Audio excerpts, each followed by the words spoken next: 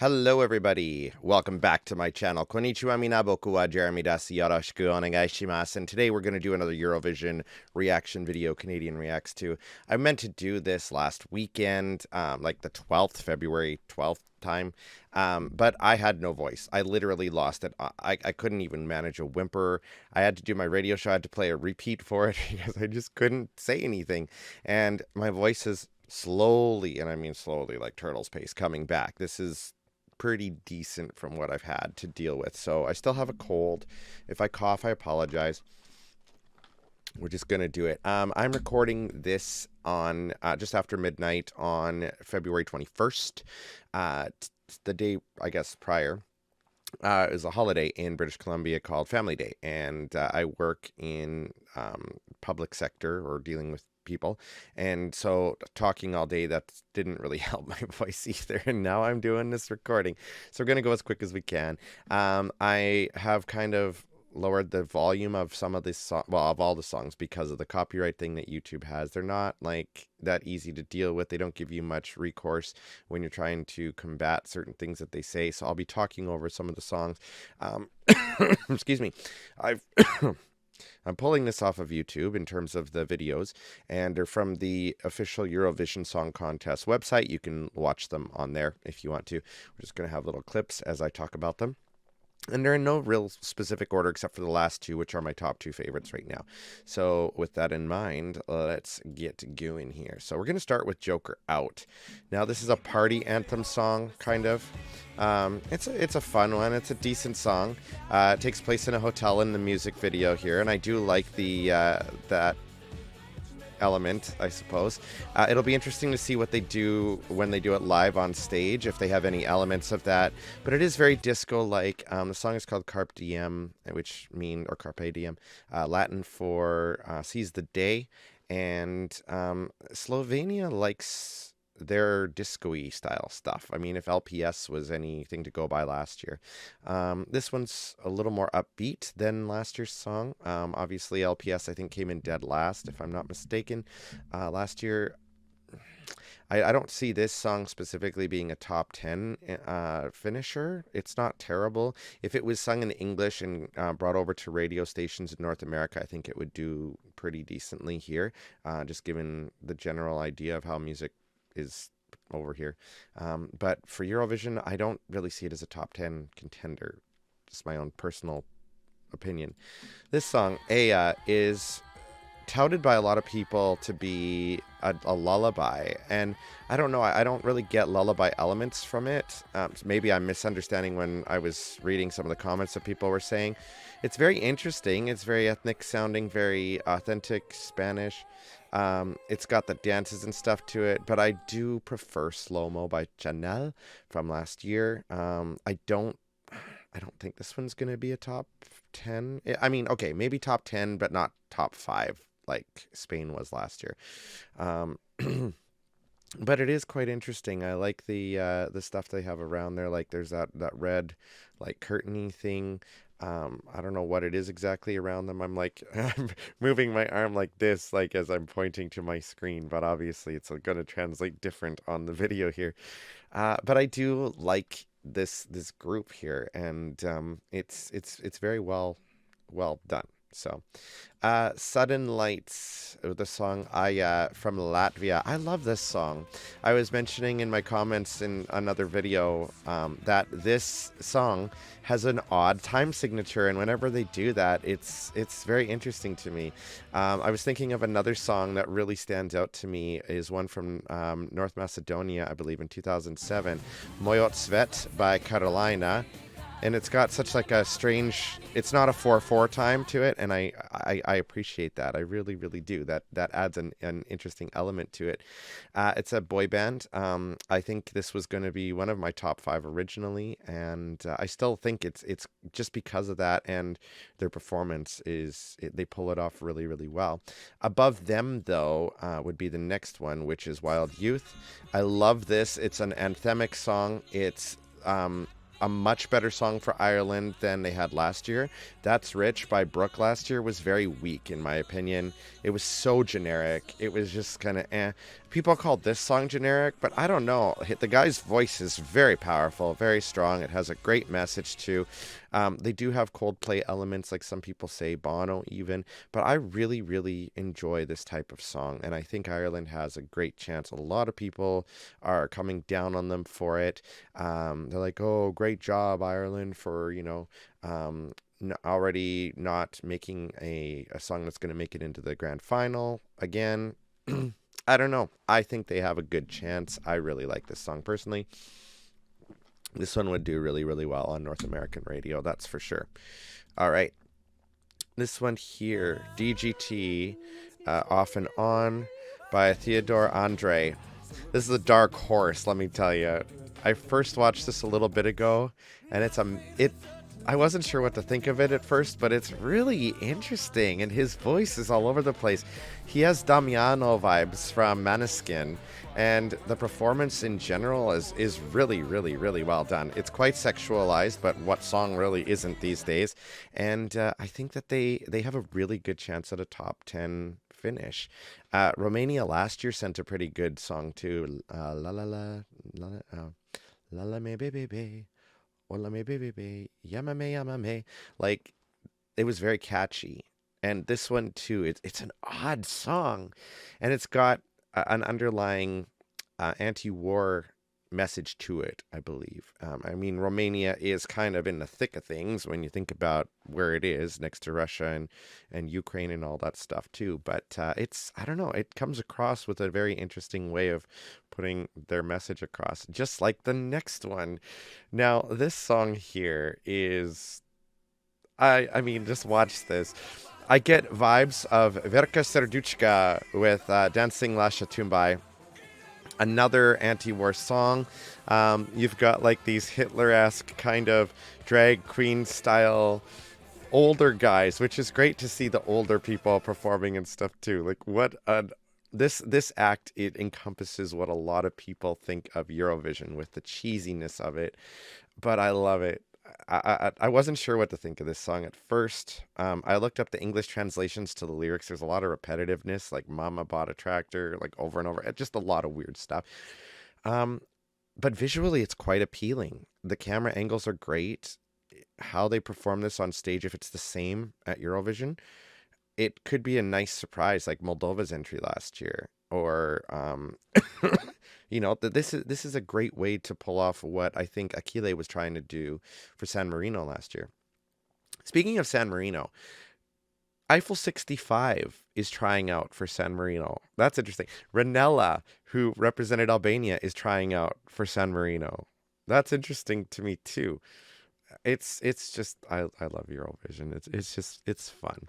Anyway, back to this one. This is quite interesting. I think that so far out of the entries that we've seen, this one is the most memorable. Like, even if you don't necessarily like the song, you're gonna remember the performance. So long as they do something very similar to like they have here at the national final. But again, I get very Verka Serduchka, Dancing Lasha Tumbai, not quite the same type of, like, gets stuck in your head, but it's an out there song, and I can very much appreciate that as someone who appreciates, like, I love the performance aspect of stuff. And then we move on to Denmark, and I have to say, Riley looks a lot like one of my coworkers, and I pointed this out to him the other day, and it's really, really funny. And my friend, my coworker, he's a soccer or football, I should say, but soccer. He does a lot of tricks and stuff. And he's really, really good. So you should check him out. What's his Instagram? JT something or other. Anyway, I should give him a shout out anyway. And I know, I'm sorry. I hate it when some people do this and stuff too, but this is for him. JT underscore freestyler 7. If you look him up, you'll see what I mean. The hairstyle, everything. He's really good with his tricks, though. The soccer tricks, football tricks for Europeans. But he looks so much similar to him. This sound in the background that you hear, it's very vocoded though, so I don't know how that's going to come across because Eurovision doesn't usually allow it, except it's more along the lines of what happened with Greece last year. Amanda, was that her name?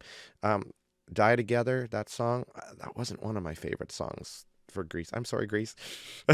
I preferred Stefania's Last Dance to Die Together. But anyway, this is an interesting song. This was another one of my top fives for a while. I think it's been bounced down by some of the others now, though. But it's an interesting song. This one would do really well on North American radio. It might even make its way over. I mean, we had a huge. I don't know if you want to call it an upset. I mean, it's not really an upset. It's a good thing because Snap from Armenia by Rosalind didn't even make top 10, but made it over to North America. It's huge, huge, all worldwide. So amazing. And I'm always interested to see what songs nowadays are going to break through to North American markets and stuff. This one has potential for it. So it's an interesting song. Not too bad.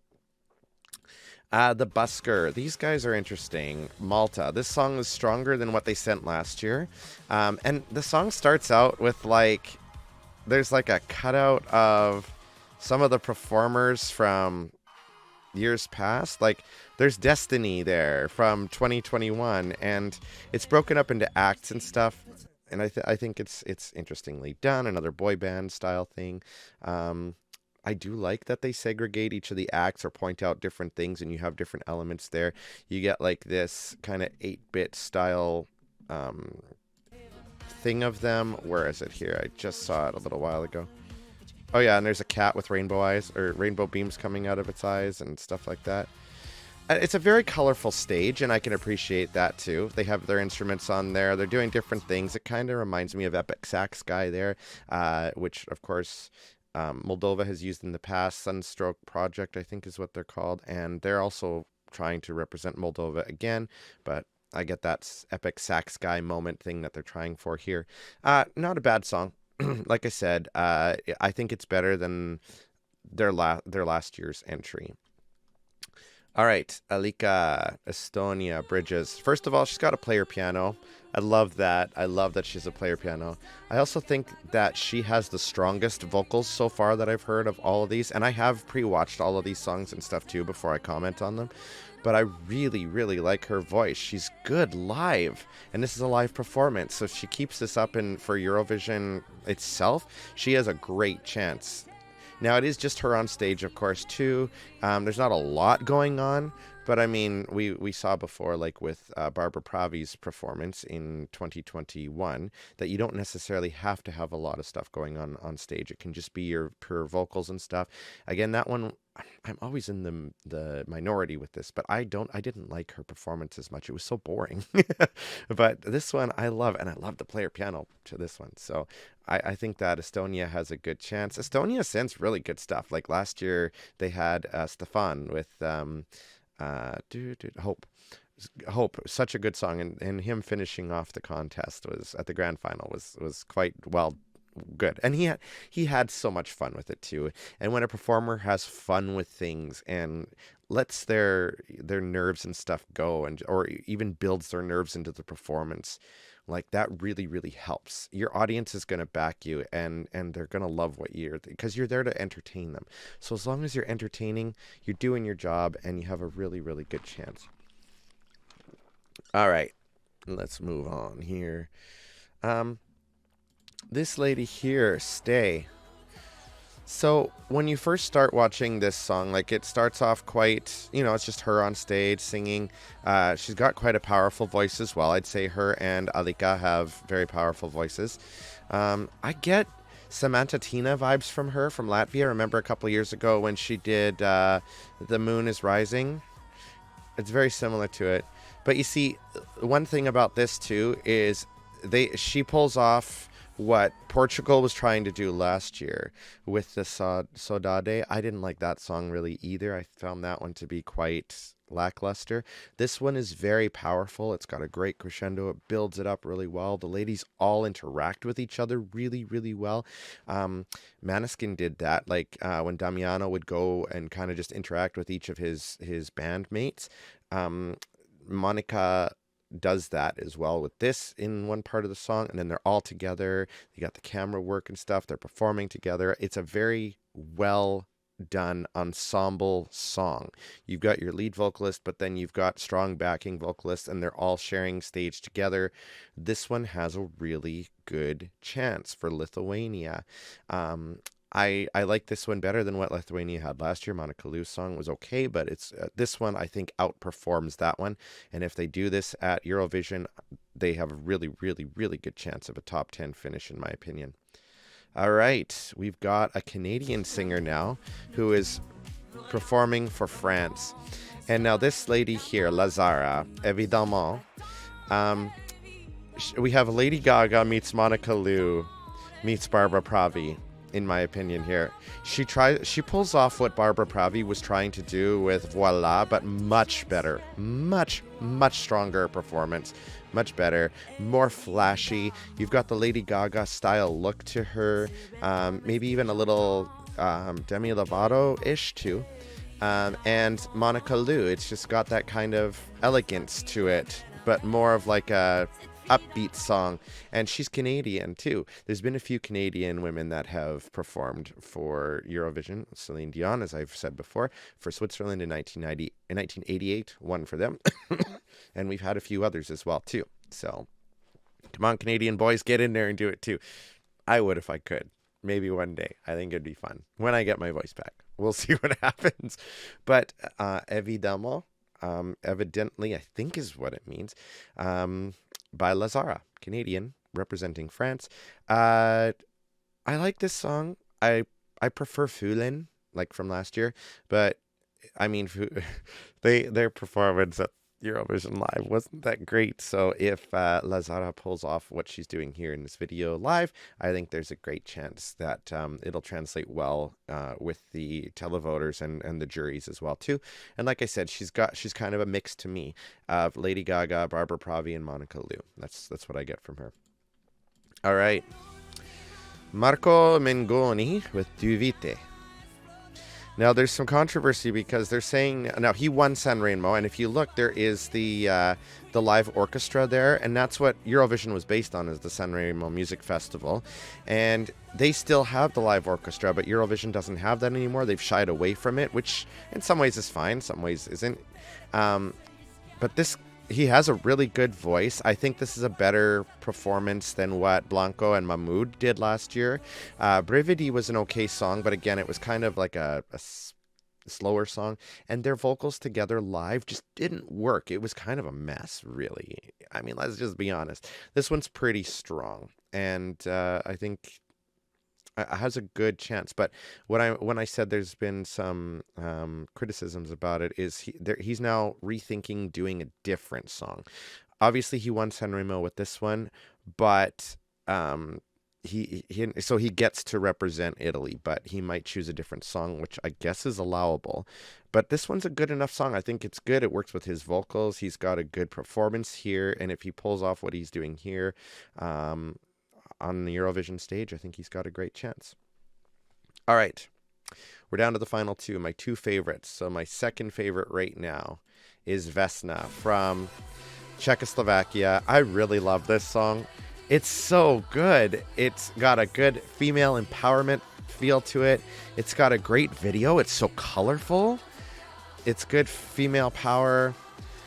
It's in multi-languages. Like there's English, there's Czechoslovakian. It's great, and visually the music video is super appealing. Now, I did watch their national final performance, and I think there were nerves there a little bit with the lead singer, especially. She wasn't super loud. If she works on it for the grand final, I think they have a really, really good chance. Now, I think you're only supposed to have 5 or 6 people at most on stage. The band has 6 girls, I believe. So it might just be them. I think it's 5 or 6 of them. I don't know if they're going to have the guys there. I don't know how it's going to work out. But if they have it as colorful and if they're dressed up like very similarly to how they are in the music video, that's awesome. I think that's part of it, is the visual appealing aspect to it. And just the song is so catchy. I love it. At first, when I was watching it, I'm like, I don't know about this, but then it just stuck with me, and I listen to it like almost every day now, and it's a great anthemic song too. And number two, it's creeping up there though. I don't know if it's going to necessarily overthrow Alessandra with Norway, but this is my number one song for Eurovision this year. Like, it's another very strong female empowerment song. Alessandra delivers very well. Queen of the Kings. Da, da, da, da, da. I love this song so much. It's great. It's epic. It's got like everything that you need. And I was hoping in the national finals that it was going to be either her or Yon with Echo Ini Mine, which is such a good song too. I love both of them equally, so I'm not sad that she won over him. I was hoping it would be one of the two of them. I didn't really care for Ulrike's song for this year.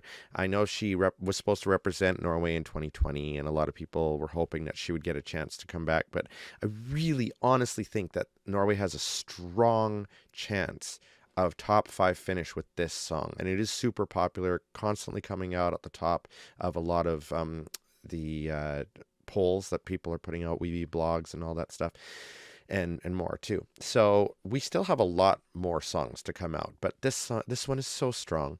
And again, I need to appeal to Germany. Please choose Patty Gurdy with her song Melodies of Hope.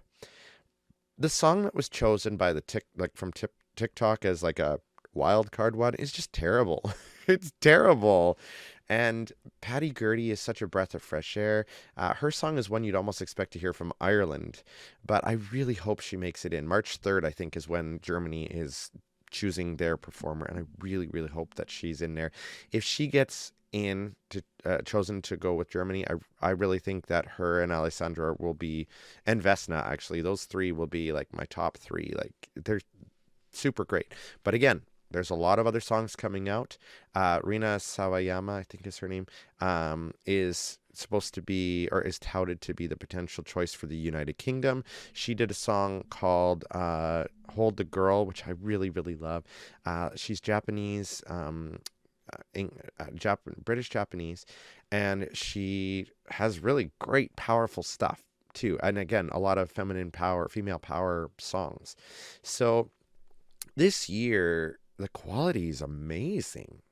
And I mean, that's coming from me just watching, I watched last year and I watched the year before, but the quality just seems so much better this year. Maybe it's just me, I don't know. And I own all of the albums from 2001 to 2022 so far, all of them, which have all of the songs that have been in Eurovision for those years.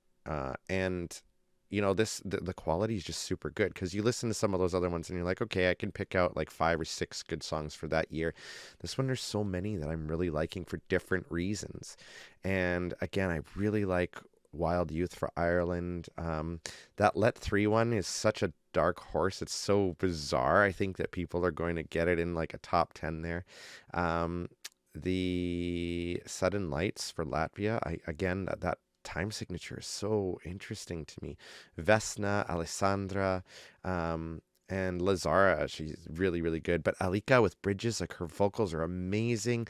Monica with Stay, again, like pulling off what Portugal could have done so much better last year. So, okay, those are my choices and my reasonings for things. Again, this is Canadian Reacts to Eurovision. And I'll come out with more as more and more songs are released. And we'll see what happens at Eurovision this year. Thank you guys so much. Again, I have 2 radio shows Fridays from 10 p.m. to 11 p.m. Pacific time. In Kamloops, it's 92.5 FM, but you can also listen live at thex.ca or via the TuneIn or Streama radio apps. Just look up CFBX or Kamloops. And Sundays, I do a live show called Animé-d in Japan, Insanity on the Radio. That show is turning 18 years old in June of this year, actually. And it's Japanese music, anime music and stuff like that, too. So same thing, 92.5 FM, 2 to 4 p.m. Pacific time on Sundays, and TuneIn or Stream apps. All the information is down below. Please comment. Let me know what you guys think. And I will see you again soon.